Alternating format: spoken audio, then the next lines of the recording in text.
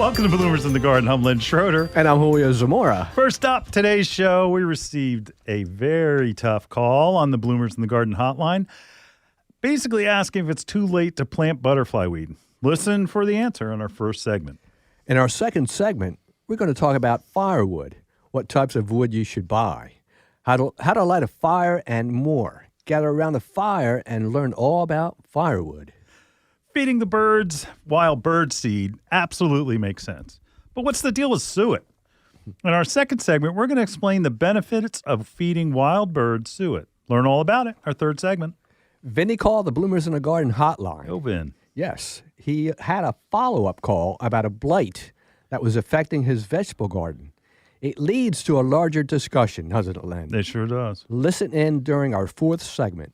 Don't go to Thanksgiving dinner empty-handed. We're going to suggest some fun and fantastic hostess gifts in our final segment.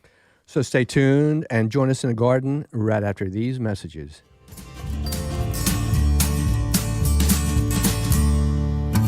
Bloomers in the Garden is brought to you each week by Bloomers Home and Garden Center. Bloomers is an award-winning garden center just 20 minutes from Philadelphia. Bloomers has been providing expert advice turning brown thumbs green for over 30 years. At Bloomers, we want you to ask us every question, even if you think it's silly. We share information in a friendly, non-judgmental way that is meant to teach and spread the joy of gardening. Visit Bloomers Home and Garden Center in Washington Township, Gloucester County.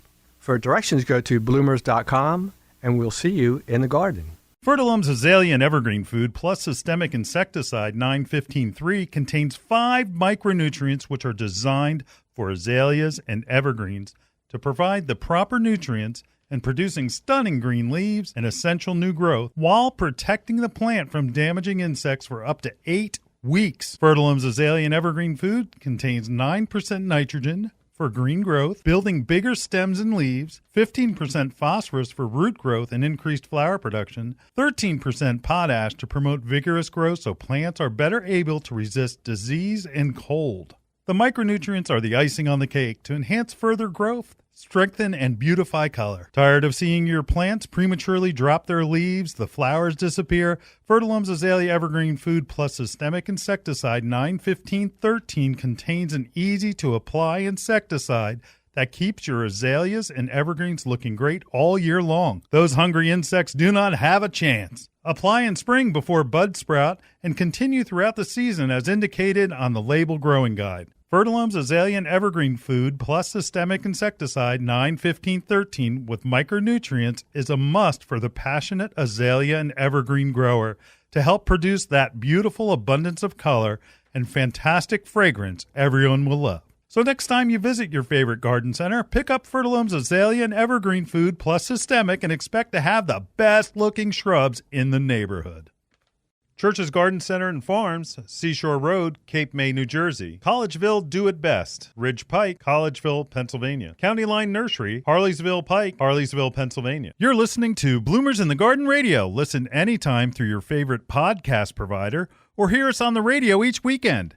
Every Saturday morning, Bloomers in the Garden Radio is heard in Philadelphia and throughout the whole Delaware Valley, first at 8 a.m. on Talk 860 WWDB, and again at 9 a.m. on AM 800 WTMR.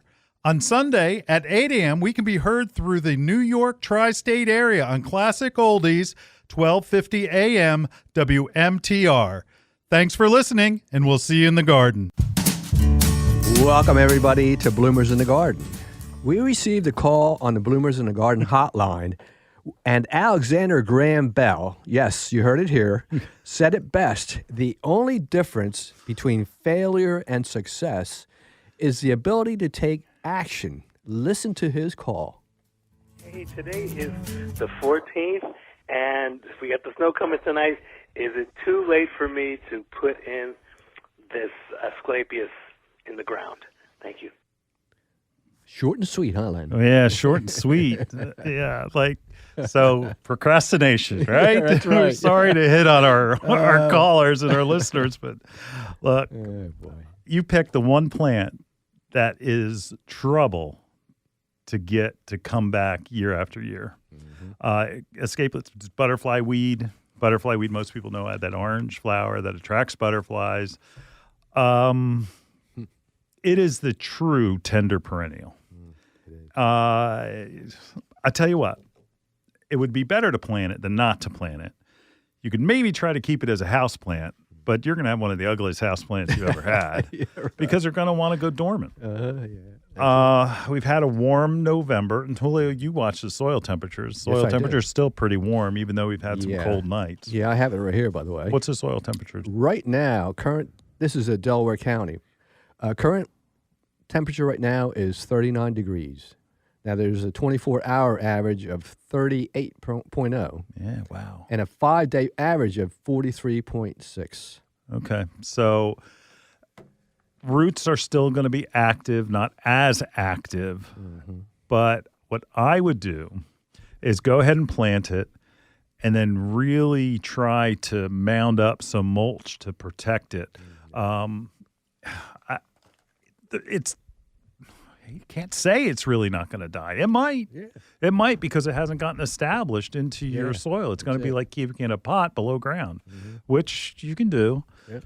The other part of this is that butterfly weed will re-bloom and regrow, rather. Let's say regrow, because it will self-seed and then regerminate.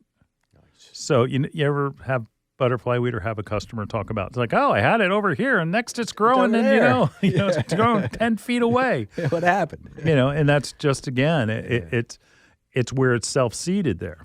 Yeah. So get it in the ground. Maybe we'll get lucky and you'll have some root growth to get it established. But it's going to really do better there. And if not, what the majority of most people do that get butterfly weed is they have it die and they replant it the next year. That's right.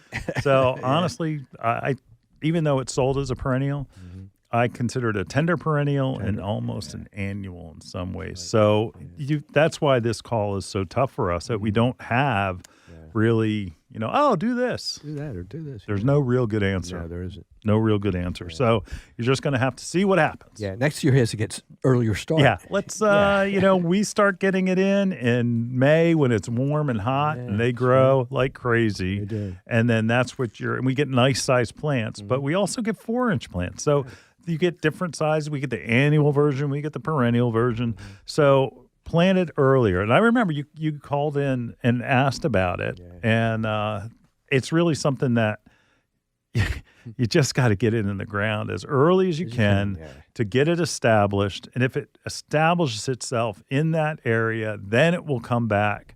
But it is a unreliable performer, but it does its function really, really well in attracting butterflies. It does. Oh, yeah. So it's worth having. It's worth putting it in, right? Hell yeah. I think so. All right. So, sorry, folks. You absolutely don't get this confused with, can I still plant? Can I still plant, Julio? Yes, you can. Absolutely. You can still plant. Until it freezes. Until the ground is frozen solid that you'd be backfilling the hole with chunks of frozen soil. That's right. So we don't have that till February. So again, you don't worry about planting. You absolutely can plant. It's just this one particular butterfly weed is it's tough. A little tough, yeah. So again, it just put it in. Put it in there. Keep your fingers crossed. Put some see what mulch in. happens. Yeah. And if you don't see something in March, don't be saying, "Oh, I think it's dead." No, it doesn't really come out until late. It likes to have really hot temperatures. So you're looking more towards June than you would towards early spring. So late spring, early summer. All right. Anything to add, Hul? Yeah, don't transplant it, because I tried that and it didn't work. What do you mean transplant it? Yeah, like dig it up. It doesn't like to be really transplanted. What Julio means is moved. Moved, yeah. Moved. You can transplant it from the pot into the soil. Oh, yes. But you can't move it from one spot to the other. No, they don't like that. I had that in my backyard, and I moved it and didn't make it. Yeah? Yeah. Oh, well. Yeah. All right. Like I said, tender perennial. Yeah, it is tender. Has lots of challenges. And there was a time where we stopped selling it because people would complain that it was unreliable, blah, blah, blah. Yeah. But it's just the demand for having a pollinator, having it in your pollinator garden is much greater. It's big, yeah. It's really big. Yeah. So sorry for the bad news, but Plant it, get it out there before before you lose any more time. Oh, yeah. Yeah, I like what you said about, putting mulch down because that'll really protect it better. Yeah, I like what you said about the procrastination quote from Alexander Graham Bell. Oh, I think so, too. Anyway, I listen to that, and I live by that every day. Oh, I'm glad. Why I forget, Don't put off something that you can do tomorrow, something like that. Yeah. Another one. All right. We'll be back with more wisdom in the garden right after this.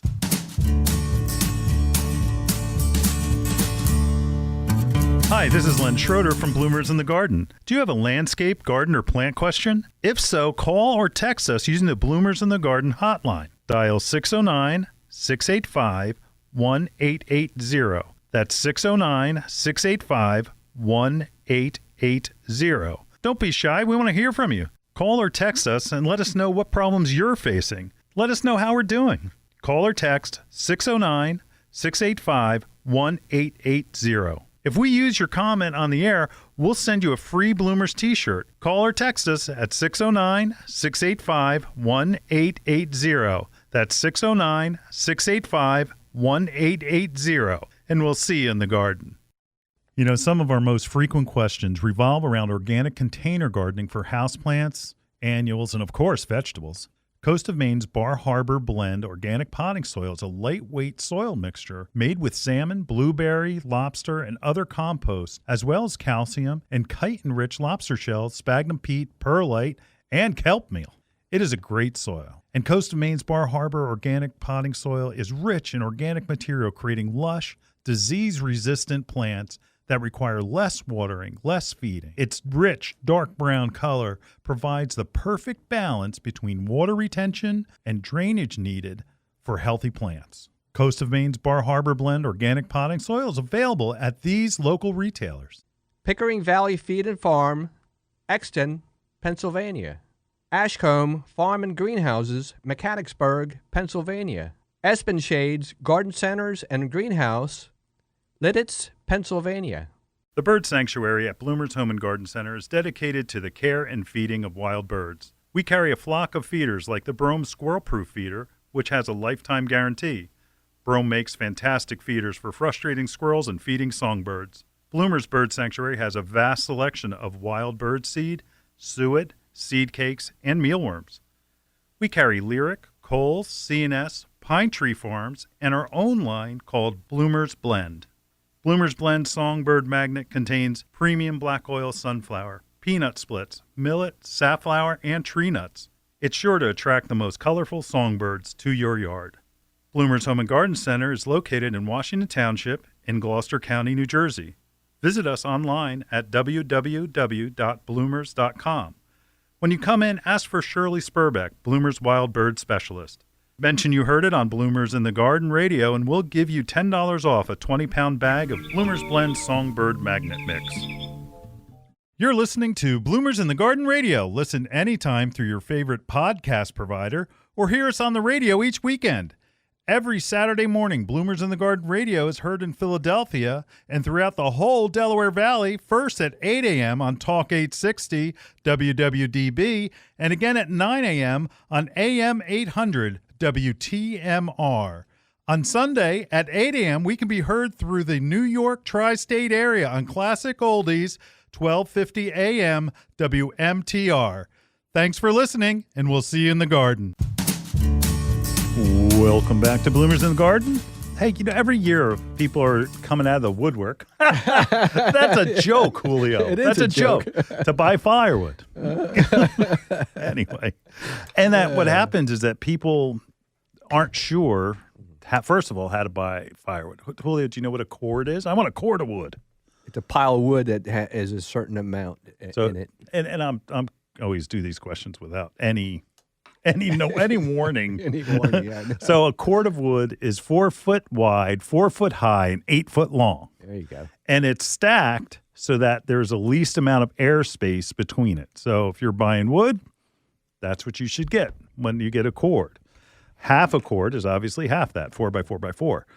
And when you buy wood from a reputable person, you are going to get mixed hardwood, oak, sometimes cherry, but not too often. And the issue with oak, for instance, it's hard to light a fire using oak firewood. It is so dense and that it doesn't light, where if you got some cheaper wood, or even if it was seasoned longer, that it would burn really quick. Like, for instance, if there's any pine that you're buying firewood and the guy's throwing pine in with the mix, you're going to say how great the wood is, but your wood's going to last maybe 2 weeks because all of a sudden you burned it up because it burned so fast. Hardwood and oak, the actual logs themselves and the pieces of firewood will actually last and burn longer. So their burn time is much, much longer. So you want to look for hardwood and you want to look for oak. Anything like that is what you want. And always ask if you're going out there to buy firewood. You say, look, what kind of wood is this? Is it hardwood? Is it mixed hardwood? And to be honest with you, mixed hardwood sometimes is code that'll have a little bit of pine in it, but it also is mostly all hardwood trees. If they say it's oak, just remember, it's hard to light, so you can't just throw some paper balls in there and put the wood on top and think it's going to flame, no matter how well it's seasoned. And that brings us up to another topic. Seasoned wood. It's seasoned. What does that mean, Julio? I'm not even going to ask. Go ahead. Don't even answer. Don't even answer. Because it's hard. It's hard. Yeah. Because seasoned in the round, and what that means, it's not split yet. So they season it and they leave it for a season while it's still round, and it needs to be split. Or is it seasoned, split wood seasoned? Split wood, if you split it and it's seasoned, it's going to burn quicker. It'll start easier. It'll be a little bit drier. But if it's in the round, how long has it been in the round? And I guess the question to ask, is it going to be easy to light? It's been seasoned long enough that it should be easy to light, is probably the biggest question. Because if it's not seasoned, have you ever started? You don't have a fireplace, right? No. I don't. Okay, I have a wood burning stove. Yeah. And there are some times where I'll put firewood in, All right. and I'll hear it, and it's not the fire. Yeah. It's almost like the wood is boiling because it hasn't been seasoned long enough. And, I must have gotten that wood somewhere else. Right. Because that's definitely not Bloomer's wood. No. So what happens is that it it boils the moisture out of it. Oh, gosh. And that wood is hard to start. Really? And it kind of just goes to ash. Huh. Does it It doesn't. It's not going to give you that flame that you want. Yeah. Everybody wants that romantic envisioned fireplace. Is it smoky? Yeah, and it's smoky too. Yeah. It's smoky. Smoky. Yeah. All right. So speaking of fires and starting fires, a trick. Okay, make sure your flue is open. There you go. Now we can probably walk out of the room. First of all, make sure your flue is open. Right. Take a piece of newspaper. For you millennials out there, a newspaper is a bunch of paper that you go and you actually read it and you can hold it in your hands. Oh, really? All right. So we want to make sure you don't put your laptop inside the stove. You're actually going to use newspaper. Right. It's paper. Paper. All right. So anyway, so you take an open piece of paper and you want to start the flue and the flow of the warm air to go up through your chimney. Yeah. And what you do is you light that piece of paper, and everybody who is 40 years or older has probably done this. Lit a piece of paper and see it flames up and it makes a big flame, and that's why you put it in a ball. But you leave this open so that it makes that heat, and it basically is like almost how you would siphon, create a siphon. It's creating a siphon out of the chimney. So the heat, everybody knows heat rises, and anybody who pays the heat bill knows that heat goes out through cracks and open up in the ceiling, and it's never cold. It's always cold down below. Aaron knows. He knows what I'm talking about. And so what happens, you have to create that flow of air up into the flue, or you start your fire and you end up with smoke. all of a sudden it's all coming into the room, and you think that there's a chimney fire, and you're all worried. You want to call the fire department because you've all of a sudden got a smoky room, and that it really is just that it's like their chimney's cut off because the hot air is not getting up the chimney fast enough. So that's why you put that piece of newspaper in there and light that piece of newspaper just to get it going. All right. Just to get it going. And then you'll have that other smoke just siphon right behind it, right out and up and out the chimney. Wow. So, where do you put your wood? I put mine in my garage. Oh, you do? That's maybe not the best idea, but because trees that are cut down are usually cut down for a reason, and one of those reasons is that they actually may have termites. So, if I had a lot of wood in my garage, it would be a problem. But I'm just putting a little bit, just enough for a couple of weeks, because you don't want to transfer termites into your home. No, you don't. Bad idea. Yeah. Bad idea. You'll be calling us in the spring and say you have these things. They look like ants. That we can help you. Yeah, but the issue is you don't want to have it caused by putting firewood inside your house. So try to keep it away from your house. I know it's inconvenient, but keep it covered also. And that there are really good racks that are available. You can find them pretty much any place. Online, you can search for them because it's usually you can make your own. It's really pretty easy. You want that air circulation under the wood. You don't want to place it on the ground because, again, termites, invites and termites and insects to hide on it. If you have it lifted off of the ground, you have not only air circulation underneath it, but through the wood. So then your wood stays dry and you can actually light it. It's a challenge to get enough wood, but a little bit of work will pay off later on. So you go and you buy your hardwood, your mixed hardwood, or oak or cherry. You have it lifted off the ground and put into a pile. You stack it. Hey, the guy delivered a cord. How about that? He actually delivered the right amount this time. By the way, Bloomers does not sell cords of wood any longer. Too many arguments about what it yeah. is. Yeah, and then we'll go back. We'll deliver, another half a cord if and it's. And I think it's a game that people start to play. So, all you guys that sell wood out there and sell cordwood, I sympathize with you. I completely understand. It can be difficult. And that's why one thing, too, is that why is there such a disparity in pricing? Right. Because the garbage wood is cheap. I can get a cord for $100. No, you can't. You'll get a cord of garbage for $100. It'll be, the wood won't be consistent. It won't be hardwood for sure. It'll be probably pine or some kind of fast burning wood. Like there's like buttonwood and things like that. That flames up like nothing. Oh boy. And that it won't last, and you'll go through a cord in no time. So you get what you pay for, but you want to make sure that you're asking for the correct thing, and that again goes back to hardwood and oak. So you bring your wood inside, and I'm ready to start a fire. You go ahead and you get your newspaper. You go and you place it into the fireplace, or you place it into, like my case, wood-burning stove. You light the paper so that, and you got to be careful. Fire is fire. It's inside your house, so you got to be very careful. And you light that, and it creates the flue so that you have good airflow up the chimney. And now, how do you get that firewood lit? Julio, we've got some things down here. How do you get a good fire going? What do you start with? The best thing to do is buy some flat wood at your local garden center. Fat wood. Fat wood, yeah, not like fat. Not like you. What'd you say, Julio? You like this job? That's right. Well, I'm a skinny guy. Yes, 145 pounds, if I recall. That's right. I'll hold on to you in the wind. Okay. So with fat wood, right. Fat wood is excellent, and it's.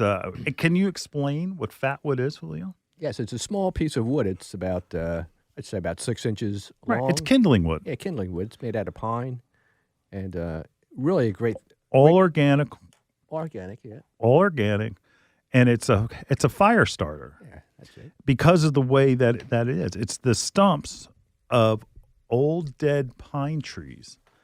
And what happens is the resin and the sap hardens inside and crystallizes inside the wood of those stumps. And that is taken out and it's split and cut into these kindling pieces. And because they have that resin, they can be lit with a match. And for me, I will take a layer of crumpled up newspaper, then I'll put my fat wood in along the base, and you don't need a lot. You need like 2 or 3 pieces only. That's it. Don't go crazy. And like a fat wood will go a long way. And again, because it's impregnated with that resin, it's flammable. So you gotta make sure that it's not put too close to the fireplace, and it's a spark, I guess, could actually light it. So you want to keep it somewhere so that it's not going to be anywhere there, or keep it covered. There are plenty of fireplace decorative pieces that have a lid, and you want to use something like that. But fat wood, FAT wood, is, again, the best thing for starting a good fire. And it will, like we were talking about oak, how it's hard to start. Hard to start, yeah. Fat wood will eliminate that altogether. There's some things out there that I personally don't like. It's a compressed wood that says it's a fire starter. And it's like, they used to call them Duraflame logs, but these are like Duraflame log pieces. I'm not particularly a fan because what happens is it creates a lot of ash in the bottom, and it's like you're cleaning out burnt sawdust. Oh, gosh. It works, but it makes a mess. Work? It makes a mess, right? Because if you have a lot of ash in your fireplace, you're not going to have a good fire. You need to clean that out. Yeah. You clean that out. Which brings us to something. Mm-hmm. Safety. Find a cheap, small, inconspicuous, even decorative. They might have them. I think they probably do. Fire extinguisher. Put it near your fireplace just in case. It's about being prudent. You are literally lighting a fire in the middle of your living room, family room, whatever. Right. To have that there, even if you don't use it. If you've got one, check the date. They do run out of charge. And you'll go and you'll pull the pin, you go to spray it, and nothing comes out.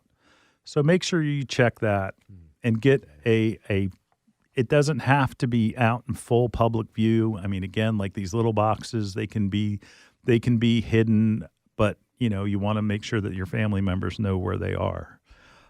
It's important to have. Also, can I tell you a story? Yeah, go ahead. Okay. Think of this. Idyllic family, everyone at Christmas time, opening gifts, and your young son. His name might be Adam. Okay, I remember him. laying on the ground in front of a warm, toasty wood-burning stove with the doors open. Oh, nice. All I want to hear, pop. Boom. Firewood will pop. Oh, yeah. It sent a probably 1-inch piece of wood, and so here's this 4-year-old boy landed right on his back. Oh, no. I dived from the couch so fast, nothing happened. Nothing happened. But from then on, we made sure that instead of being lazy and not cleaning the glass of the stove so you could see the fire, that every time the glass is clear. Glass is clear and the doors are shut. You need to get a screen in front of your fireplace and make sure that it contains the ash on the hearth, and those pops that you hear don't come flying out and end up on your carpet and setting your house on fire. Oh, yeah. Have a screen in front of your fireplace. Look, you're still going to see the flames. You're going to get it. Why you want a fireplace, all those things, but it will protect your house. It'll protect your family. Right after that, I also got a fireproof mat for in front, of the on the carpet. So I had it's probably a 3-foot half-round circle, and it's a fireproof mat. And even though it looks like a rug, a real pretty rug, it's actually that's what it's there for. Great, yeah. So that scared me helps. enough. The Schroeder household has had some issues with fires.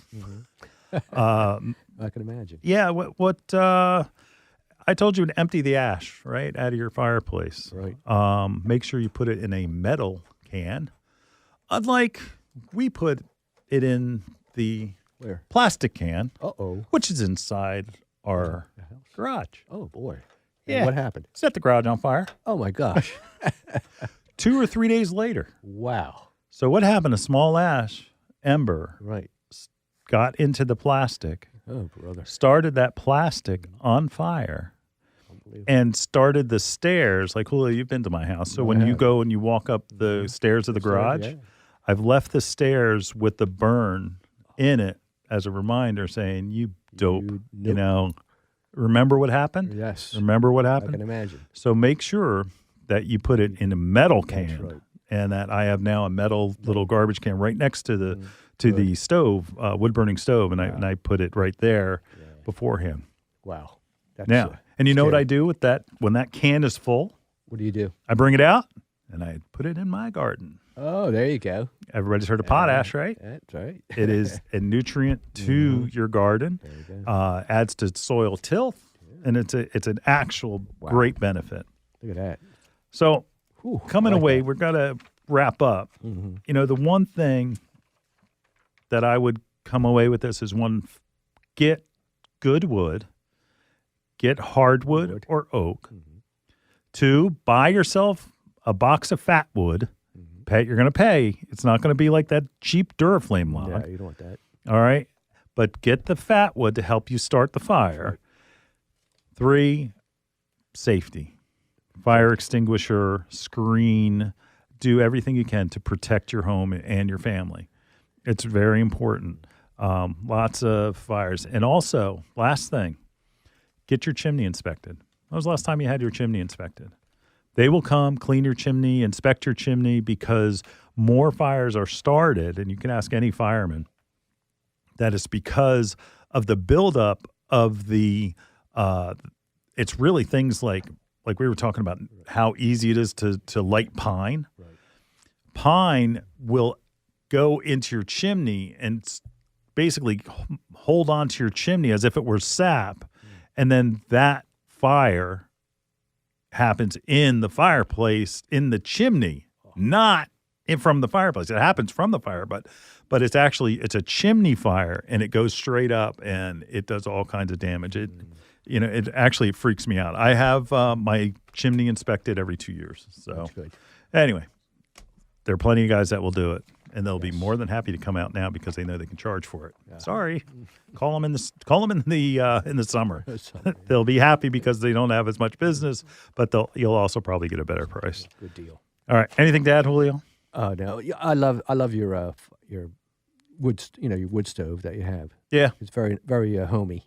Very homey, efficient, and with the price of energy. Oh yes, that's even better. Yeah, I told my kids that. The actual people that we have to pay for heating and electric, it actually is Mr. Burns from The Simpsons. Oh, yeah. It actually is him. So that's one parenting advice. Have your kids scared of the person that you pay your energy to. Anyway, all right, we'll be back in the garden right after this.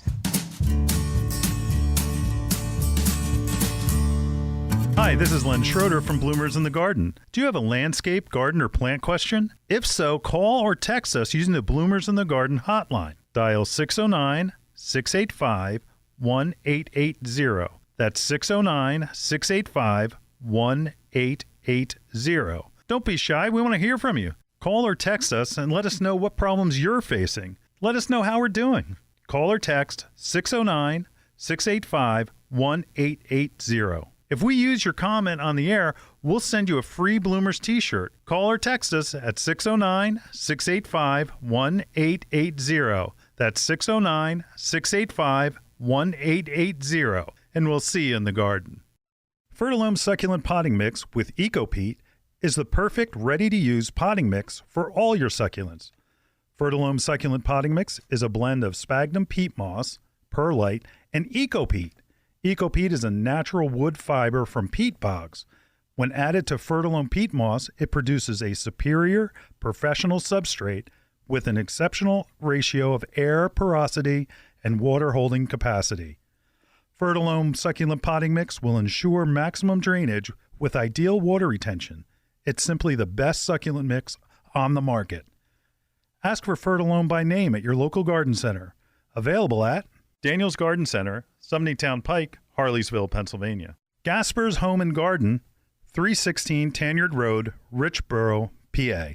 Smeltzer and Son Feed Supply, Route 9, Cape May, New Jersey. Mastardi Nursery, Chester Pike, Newtown Square, Pennsylvania. Bloomer's Home and Garden Center, Hereford Cross Keys Road, Washington Township, New Jersey. You're listening to Bloomers in the Garden Radio. Listen anytime through your favorite podcast provider or hear us on the radio each weekend.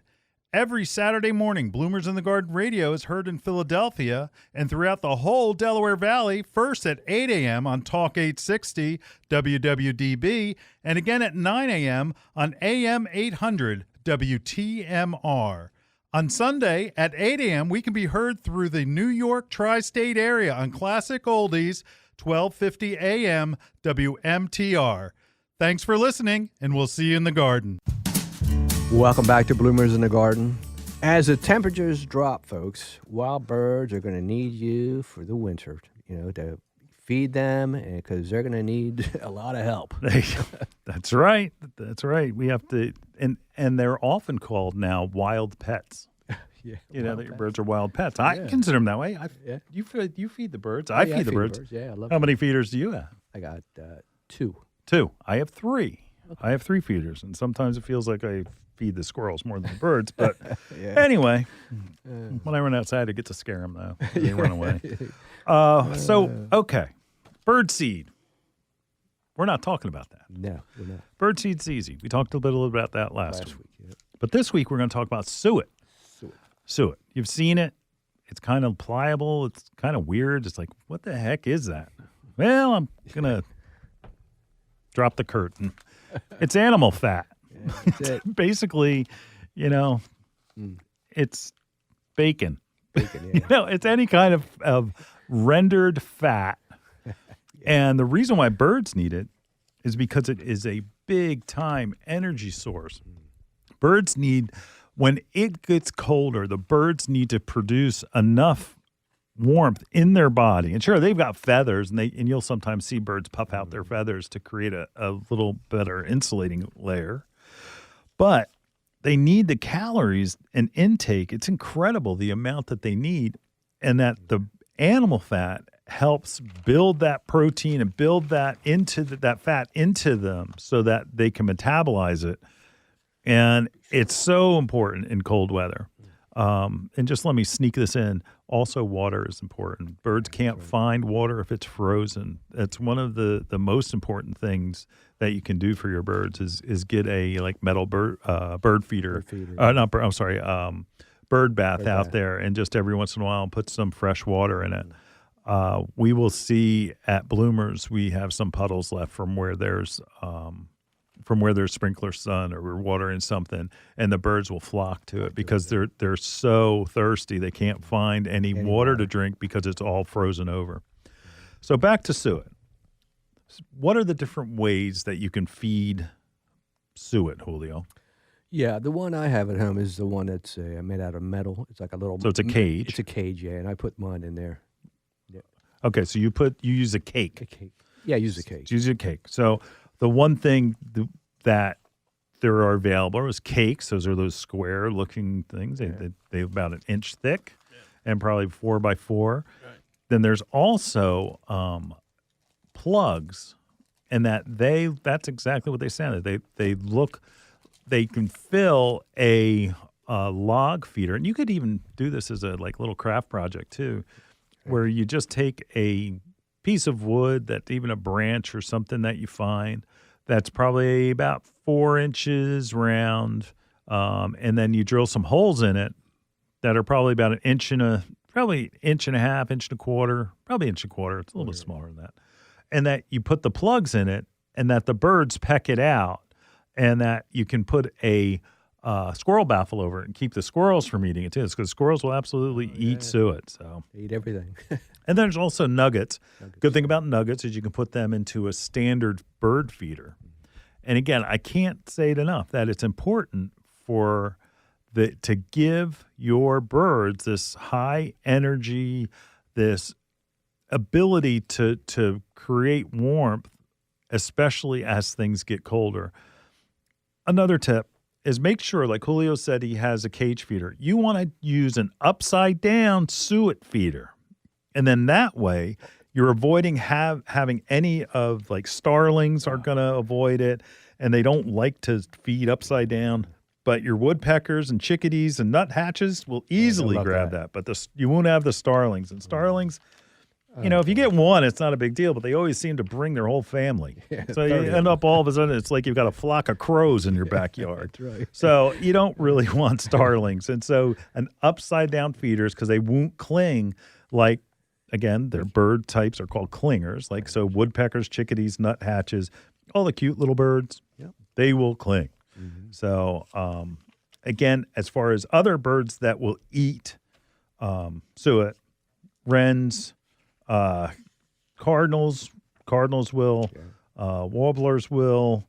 What else, Julio? We got downy woodpeckers. Yeah, downy. I like downy woodpeckers. Yeah, they're cute. They're little, cute. Like mini woodpeckers. Yeah. I always think of Woody the woodpecker. When you see them, he's just a smart. It's smart. Fill in the blank. Anyway, so start feeding now. And feed all winter.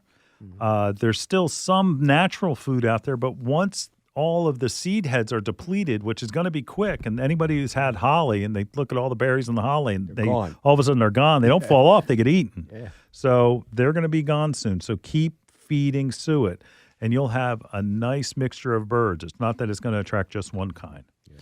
All right, we'll be right back in the garden right after this.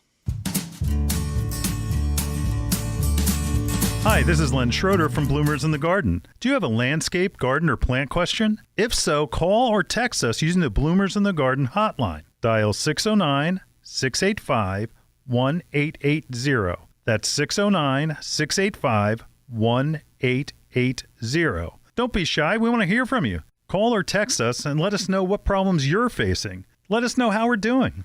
Call or text 609-685-1880. If we use your comment on the air, we'll send you a free Bloomers t-shirt. Call or text us at 609-685-1880. That's 609-685-1880. And we'll see you in the garden.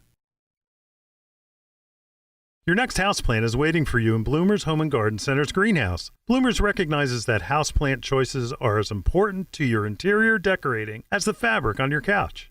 The right plant, paired with the perfect container, can bring a dynamic change to your home. A houseplant brings life to your world and connects your home's interior to the greater outdoors. Even a small succulent placed on your coffee table has a way of connecting your living room to the Amazon rainforest. How about an air plant in your kitchen? Looking for an indoor flowering plant to add color to your plant palette? Bloomers has a large revolving assortment of flowering beauties, from aglaonemas to ZZ plants. Bloomers Greenhouse is stocked with your next favorite indoor plant. Bloomers carries a large selection of pottery and containers to match your home's decor and make any of your plants more beautiful. Bloomers experts can help you care for your plants and have the fertilizer, insecticides, leaf shine, and specialty soils you need to grow healthy and happy indoor plants. Visit Bloomers Home and Garden Center's greenhouse and make every room in your home a living room. Visit bloomers.com for more information. That's bloomers.com, and we'll see you in the garden. Dreaming of a gorgeous garden? Give your azaleas, rhododendron, blueberries, and evergreens a powerful boost with the #1 acid-loving plant food, Espoma Organic Hollytone. Hollytone is a perfect blend of natural, long-lasting ingredients that nourish plants for stronger roots, faster growth, and bountiful blooms. Plus, it's easy to use and safe for people, pets, and planet. Visit espoma.com for a retailer near you and helpful gardening tips. Espoma, a natural in the garden since 1929. You're listening to Bloomers in the Garden Radio. Listen anytime through your favorite podcast provider or hear us on the radio each weekend. Every Saturday morning, Bloomers in the Garden Radio is heard in Philadelphia and throughout the whole Delaware Valley, first at 8 a.m. on Talk 860 WWDB, and again at 9 a.m. on AM 800 WTMR. On Sunday at 8 a.m., we can be heard through the New York tri-state area on Classic Oldies, 1250 a.m. WMTR. Thanks for listening, and we'll see you in the garden. Welcome back to Bloomers in the Garden. I'm Len. He's Julio. Hey, Vinny. He called the Bloomers in the Garden hotline at 609-685-1880. He called previously. He has a serious blight affecting his garden. Yeah, listen to his call. Hey, hi, Len and Julio. I guess the question is more for Julio because I discussed this issue with him before. Late summer blight. He told me different remediation steps to take. Now, I was just wondering. I know you could put pots and grow your tomatoes in there and see how that works out. But you can't take the soil from the garden because you have that problem with the blight. But if you were to take that soil and put a tarp down and put the soil on top of the tarp for overwintering, spread it out, and take a bucket, equal amount of a bucket, will the cold weather kill the little parasites or that creates the blight, the microorganisms? I was just wondering. Okay, if you guys want to answer that question on the air, preferably towards the end of the show because it's hard to catch you right in the beginning. Okay, I just thought the winter cold air and a thin layer would be able to kill those microorganisms. Thank you. I already have 2 T-shirts. I don't need another one. Thank you for the offer. Bye. Yeah, Vinny, we want a shirt back. well, he got one for his friend. Apparently not. Oh, he got 2. So what did you tell the first time when he called? And look, he has a serious blight that is an infection that is not going away. Yeah. It's a virus. Basically, it's a virus that has to run its course, but he can't plant in the soil. And basically he told him what? Yeah, he had to wait and not put anything in there. Leave it fallow for 3 years. For at least 3 years. Yeah, that's a long time. And again, that is recommended, and backed up by some of the best horticultural schools in the country. And there used to be ways. You used to be able to buy, and this is useless for me to say because you can't buy it anymore. You used to be able to buy a chemical that would be a fumigant and it would sterilize the soil, but it would kill all the good things that you want. Like mycorrhiza, gone. Right. And it would end up being, you don't want to do that. So just because you're going to dig it and put it on the surface of the soil and you're going to hope that the winter is going to cure it, it is not. It is not. You can't. What you need to do is like we talked about last time, you need to go and plant above the ground. Now, if you put the plastic down and you put your pots on top, but you're using a good soil, okay, you want to use a raised bed mix, bumper crop.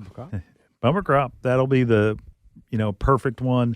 There are other raised bed mix, but bumper crop is the best. And any from Coast of Maine, they have a raised bed Castine blend.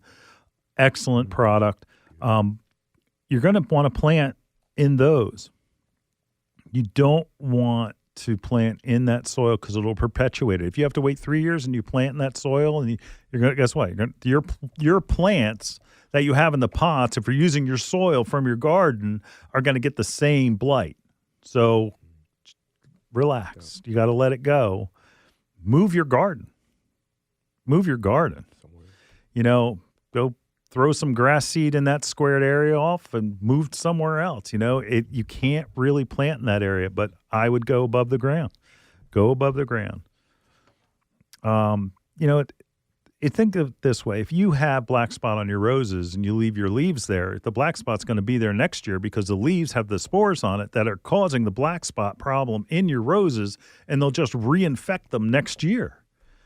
If you have had issues with disease problems or with different types of brown patch, black spot, any of the diseases that you've had, make sure you're not just leaving those plants in place, okay, or their leaves in place, and when it's a perennial or if it's a woody plant, break those leaves up, get rid of them, and in annuals, don't turn them in the ground.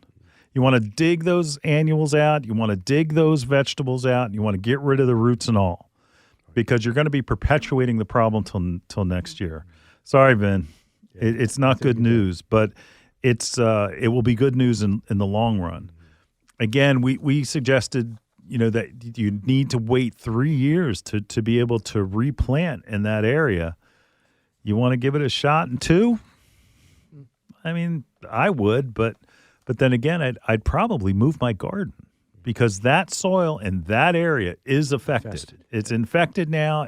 There's not much you can do, and the blight that we talked about is serious. It's not just a diseased issue where you can spray disease control and it's over. This is a virus that's in the soil. Bad thing. Wish I had better news. Yeah. Really. All right, we got a break. We'll be right back in the garden right after this.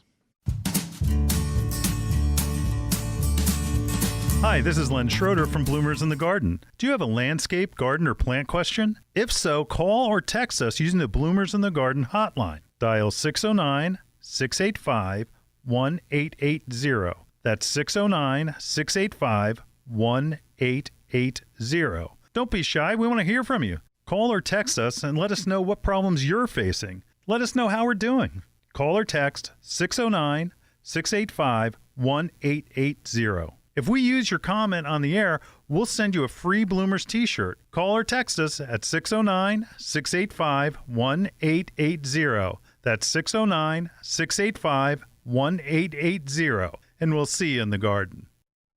Some of our most frequent questions revolve around organic container gardening for houseplants, annuals, and of course, vegetables. Coast of Maine's Bar Harbor Blend organic potting soil is a lightweight soil mixture made with salmon, blueberry, lobster, and other composts, as well as calcium and chitin-rich lobster shells, sphagnum peat, perlite, and kelp meal. It is a great soil. And Coast of Maine's Bar Harbor organic potting soil is rich in organic material, creating lush, disease-resistant plants that require less watering, less feeding. Its rich, dark brown color provides the perfect balance between water retention and drainage needed for healthy plants. Coast of Maine's Bar Harbor Blend organic potting soil is available at these local retailers. Sickles Market, Little River, New Jersey. Espen Shades Garden Centers and Greenhouse, Fleetwood, Pennsylvania. Pickering Valley Feed and Farm, Exton, Pennsylvania. Dreaming of a gorgeous garden? Give your azaleas, rhododendron, blueberries, and evergreens a powerful boost with their #1 acid-loving plant food, Espoma Organic Hollytone. Hollytone is a perfect blend of natural, long-lasting ingredients that nourish plants for stronger roots, faster growth, and bountiful blooms. Plus, it's easy to use and safe for people, pets, and planet. Visit espoma.com for a retailer near you and helpful gardening tips. Espoma, a natural in the garden since 1929. You're listening to Bloomers in the Garden Radio. Listen anytime through your favorite podcast provider or hear us on the radio each weekend. Every Saturday morning, Bloomers in the Garden Radio is heard in Philadelphia and throughout the whole Delaware Valley, first at 8 a.m. on Talk 860 WWDB and again at 9 a.m. on AM 800 WTMR. On Sunday at 8 a.m., we can be heard through the New York tri-state area on Classic Oldies, 1250 a.m. WMTR. Thanks for listening, and we'll see you in the garden. Whoa, we are out of time, so we got to make this segment really fast. This Thursday is what, Julio? Thanksgiving. Happy Thanksgiving, everybody. Yes. Don't go empty-handed. Yeah. Bring your hostess or host, whoever it may be. Here's something. Split a perennial. Bring them the perennial, but don't hand them the ball of dirt. Go and plant it for them. Okay, so you're just going to say, hey, this is one of my favorite perennials. I wanted to share it with you. And then that way, anytime it blooms and they see it, it's like, oh my gosh, that's what Julio brought me. I love him so much. Let me call him. And I'm going to invite him to Thanksgiving next year. Also, Julio, what do you think? Succulents, right? Succulents, so most easy. popular, but don't just give them, here's a pot of succulents. Isn't that nice? Yes, saw that in the grocery store. No, what you want to do is plant it in something different, like a martini glass, or plant it in, like, say, if you have some china or like a bowl that is got a chip in it, or something that maybe something that even means something. Plant it in that. Like maybe you most of the time Thanksgivings are with relatives. Don't kill one another. Everyone loves everyone. Right. And that what to do is take a piece of china that was, say, your mom's or somebody's, and plant it in there. Heirloom, and make it an heirloom piece. And that what happens is it becomes a favorite, and they don't need to be watered a lot, so they're easy to take care of, and everybody loves succulents. They do. Ho, ho, ho. Christmas is right around the corner. Too. Think about a poinsettia. We sell more poinsettias before Thanksgiving and for Thanksgiving than any time. Probably the second week of December is when they really kick in. But we sell a ton for Thanksgiving, and they make a great presentation. And there are so many cool colors now. Oh, my gosh. There is Nevis orange, which is very awesome. There's a whole there's poinsettias were white. Now there's like an actual pure white, where instead of it looking like a yellowy white. So lots of different varieties, and it's nice and it's easy, and everybody will just absolutely love it. So that's a great one. Orchids, easy peasy. Here's an orchid. We have those blue ones in now. Oh, yes. Pretty cool. Very awesome. cool. And that they will certainly be a hit. They will be. Anything, what would you do, Julio? Give me one. Pair of pruners, right? Pruners, yeah, I love pruners. See? Julio. Here you go. Don't carve the turkey with it. All right, we'll be right back. Drumstick, maybe. Oh, yeah. Cut the drumstick off? Oh, yeah. We'll be right back in the garden right after this.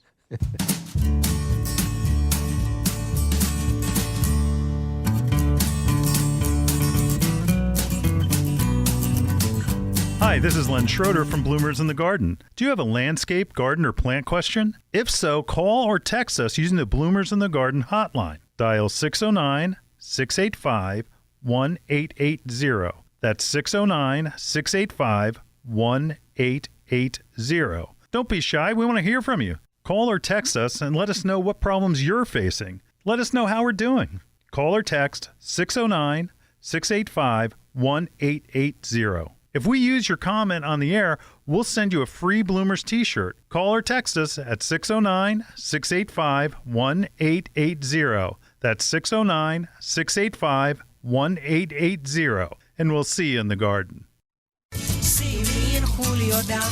Oh, boy, all right, too everybody, fast. Happy Thanksgiving. Happy Thanksgiving, We'll be everybody. right here next week, same time. I hope everybody has a blessed Thanksgiving and that we are grateful for our audience. We'll see you next week right here in the garden. See you in the garden.